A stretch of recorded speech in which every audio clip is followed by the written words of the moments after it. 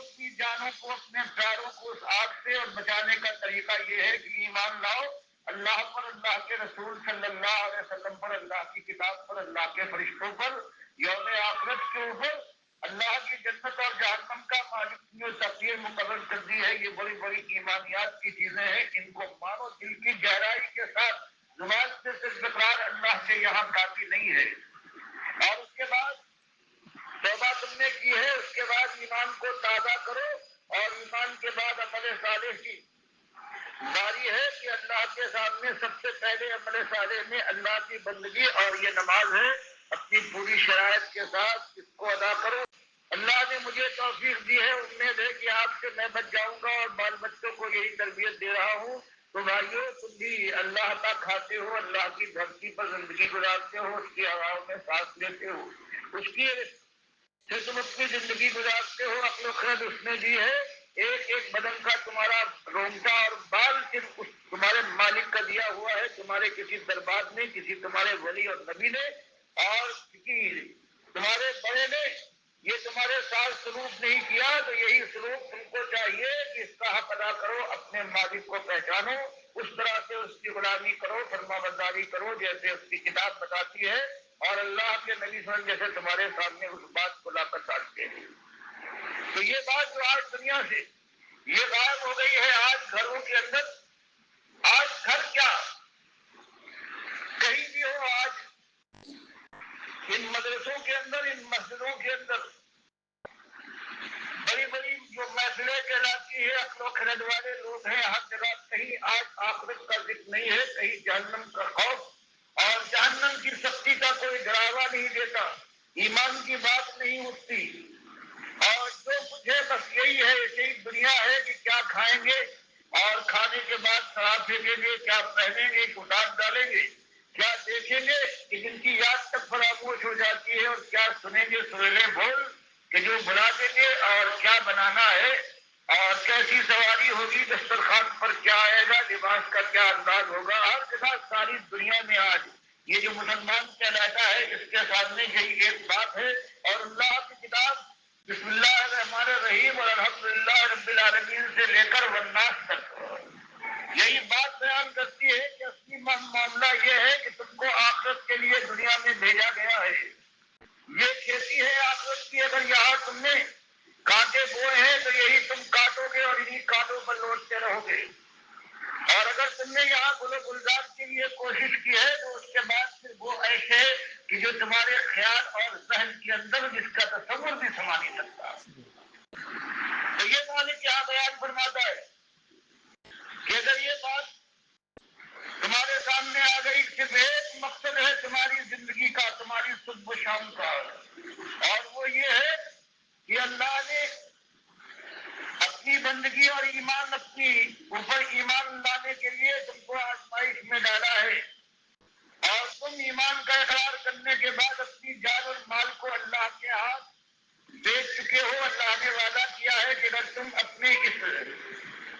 خرید و فروخت کے معاملے میں سچے رہے تو تم کو جنت دے گا, تم کو جہنم کی آگ سے بچا کر ہمیشہ کی بادشاہی سے سپرد کر دے گا.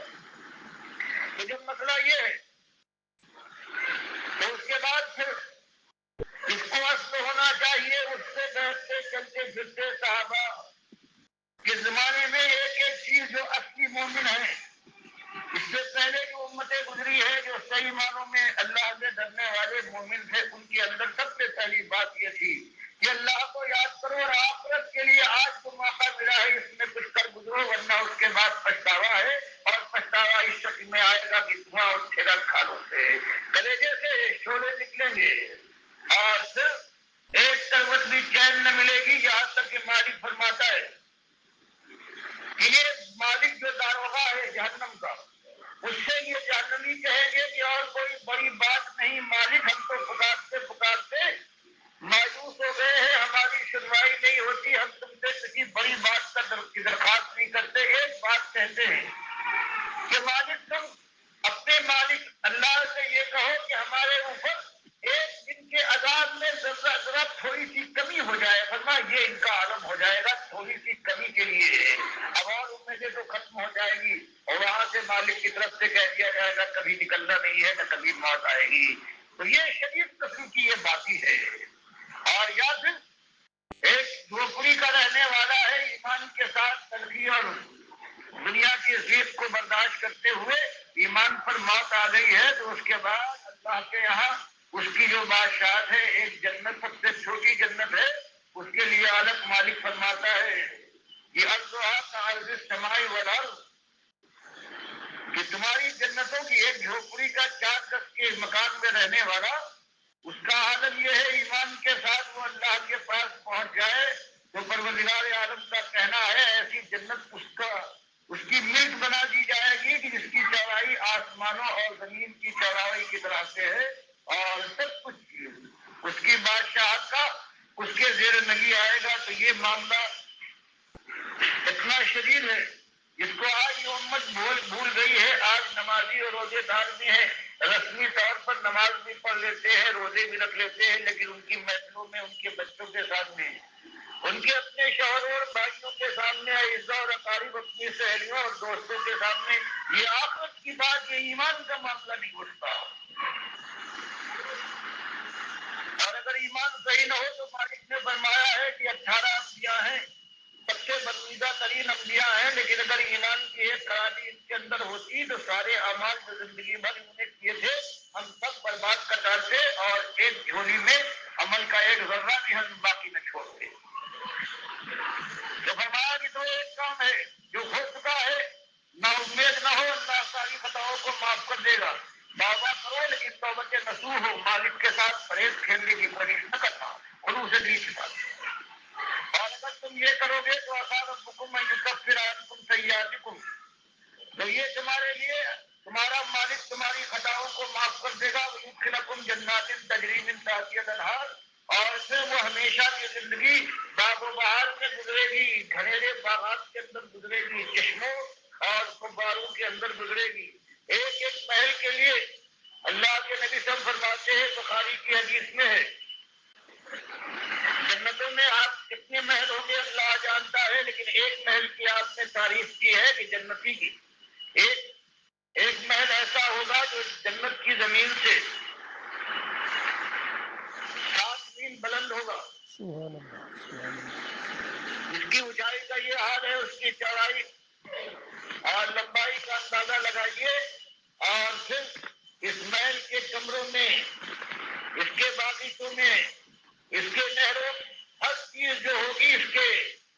انتظام میں اس کو کوئی زحمت کرنا نہ پڑے گی. جہاں بھی اپنی بادشاہت کے جس کونے میں ہوگا اور جس طرح سے چاہے گا اس محل کو وہ اپنے حکم مجید چلائے گا. اور کتنے محلات ہوں گے اللہ جاننے والا ہے. تو مالک فرماتا ہے کہ اگر تم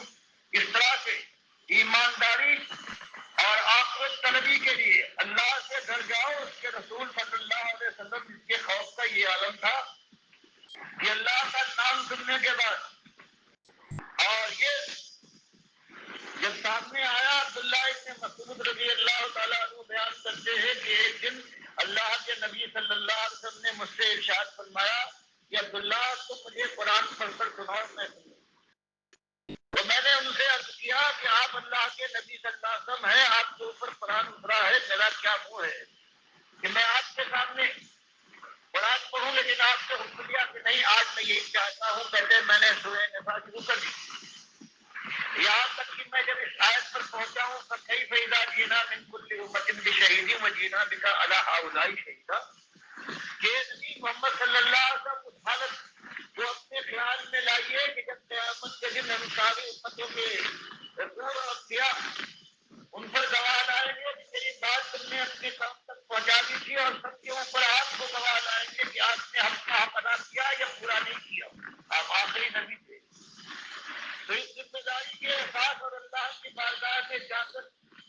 اللہ نے وعدہ کر دیا تھا, لیکن چونکہ انسان اور بشر سے اللہ سے سب سے زیادہ کرنے والے تھے, اس لیے حضرت اللہ ابن مسعود رضی اللہ تعالیٰ عنہ بیان کرتے ہیں کہ میں نے یہ سنا کہ آپ نے کہا اچھا بس,